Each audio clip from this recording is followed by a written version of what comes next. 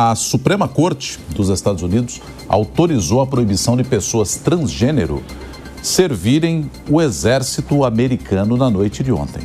A medida havia sido decretada pelo presidente Donald Trump, foi alvo de disputa por um juiz federal. Eliseu Caetano está de volta aqui com a gente, com mais informações direto dos Estados Unidos. Ô Eliseu, o que ocorre a partir de agora, hein?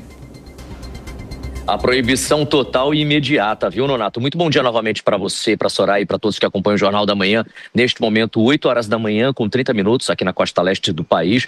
Temperatura no sul da Flórida na casa dos 25 graus Celsius. Ontem, aqui no Jornal da Manhã, a gente falava, né, Nonato, sobre o revés que Donald Trump sofreu na mesma Suprema Corte com relação àqueles 400 mil migrantes da Nicarágua, Venezuela e outros países como Cuba também, que vão ficar nos Estados Unidos sob proteção de uma lei criada por Joe Biden ainda durante a administração anterior. E a mesma Suprema Corte ontem ainda deu um outro revés agora a favor da atual administração do país. E a partir de agora, os mais de 4 mil transgêneros que servem nas Forças Armadas americanas podem ser dispensados pela atual administração. Como você disse, Nonato, lá atrás, em janeiro, assim que assumiu, Donald Trump assinou uma ordem executiva que dava ali a dispensa militares trans atualmente em serviço e também barrava novos recrutas transgêneros. Essa situação foi parar na Suprema Corte, ficou sob análise até ontem, quando foi decidida a favor de Donald Trump, a favor da atual administração do país. Portanto, os militares trans serão dispensados, os que estão ainda em exercício, e novos recrutas estão barrados. A decisão foi tomada por maioria conservadora e atende a um pedido do Departamento de Justiça para suspender a liminar que bloqueava essa implementação da medida em todo o país. 3 juízes liberais da corte, a Sonia Sotomayor, Elena Kagan e Ketanji Brown Jackson, discordaram, inclusive publicamente, dessa decisão.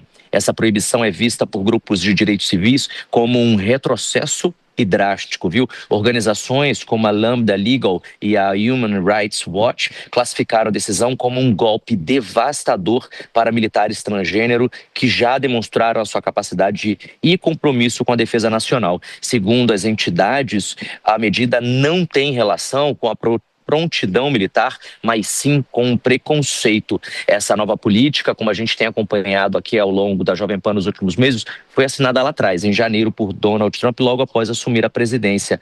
O decreto dele diz o seguinte: afirma que a identidade de gênero não corresponde à realidade biológica e que exigir reconhecimento dessa identidade contraria os princípios de humildade e abnegação exigido pelos militares. A diretriz ainda veta o serviço de pessoas com histórico de disforia de gênero ou que tenham passado por transição de gênero, salvo exceções avaliadas caso a caso. Segundo o Pentágono, até o fim de 2024, no NATO, haviam pelo menos 4.240 militares transgênero em serviço ativo ou na Guarda Nacional. Grupos de defesa dos direitos dos LGBTQIA+, estimam que esse número seja ainda maior. Juízes federais de Washington e também de Seattle já haviam determinado a suspensão da política de Trump, alegando inconstitucionalidade, o que agora foi revisto e aceito pela Suprema Corte. A secretária de imprensa da Casa Branca, Karoline Leavitt, celebrou a decisão da Corte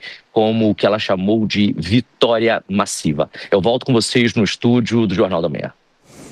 Mais uma ação do governo Donald Trump, que também estava prevista durante a campanha dele para a presidência da República. Muito obrigado, Eliseu Caetano, direto dos Estados Unidos.